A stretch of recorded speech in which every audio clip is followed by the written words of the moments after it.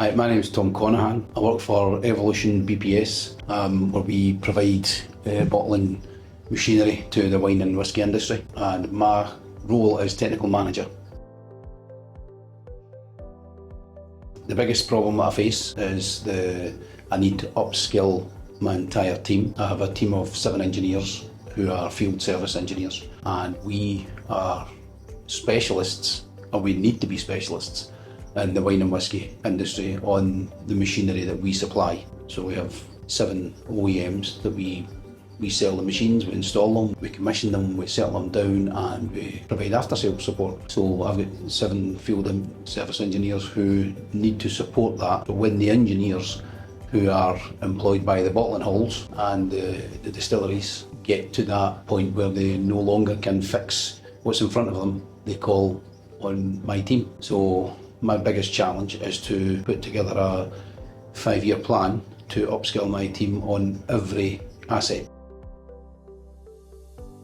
The difference in understanding the growth mindset and being able to identify the difference between a growth mindset and a fixed mindset. When you start thinking along those lines, it becomes natural, and it's a bit easier to identify the type of personality who will not believe that they can achieve that level of expertise, even though they might not verbalise it or tell you directly, because you're the boss and they're not going to tell you, they don't feel it, but you just know in the vibes you're getting when you get to know the guys, when you sit and discuss in general, how's it going, where do you see yourself in next year, how do you want to progress, do you see yourself going down an electronic route or mechanical route or a bit of everything, and you get to know by the responses who needs a bit more work. And so it's helping me to develop a plan, because I never actually had a plan before I came in this course. I was still building towards putting a plan in place, but now I'm actually quite focused on, I know it's going to be 5 years, it's not going to be overnight, but to get the guys incrementally through different stages. It's given me that drive to break it all down to every machine, every asset that we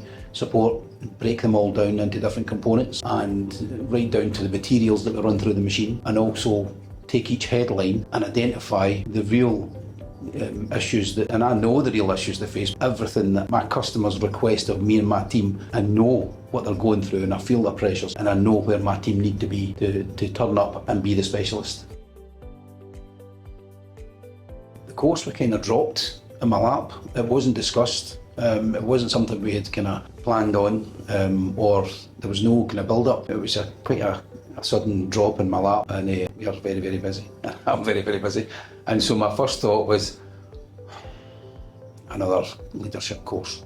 And I can honestly say I'm so glad I came in it, because pretty much from day one I realised that this is different, this is fresh, this is going deeper than any leadership courses I've been on before. But this course actually took that even further, and getting into the details of how a good leader needs to be all the time. And it's not just about focusing on targets. This leadership course focuses on the entire growth of me before my team, and also how I can take it and build self-esteem and get into the root and understand each individual member, and then identify a fixed mindset and do something about it, and actually lead by example. And the knowledge I'm taking from every stage of this course, it's sticking, which is quite something. It's sticking because I'm doing it every day. I'm putting into practice something that I've taken from the course. I'm not getting my notes out, I'm actually doing things, because as part of the course you start to kind of plan ahead, you start to kind of change your to-do list to a must-do list. You start to look at your high payoff activities, and they're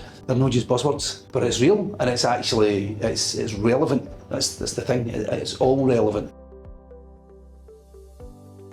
Oh, absolutely. I've been in leadership roles now for probably 20 years, and my first leadership role was as a lead engineer. I learned a lot through mistakes, and I learned a lot through the reaction to those mistakes, and it nearly put me off. And I nearly went down the kind of project engineering route, thinking, give me a project any day instead of a team of 30 engineers. But if I had the knowledge back then, which is easy to say, hindsight's a great thing, but if I had the knowledge of this course back then, I just imagine where I would be right now. But I can only see the benefits my team are going to get, because I'm growing as an individual, because of what I'm learning.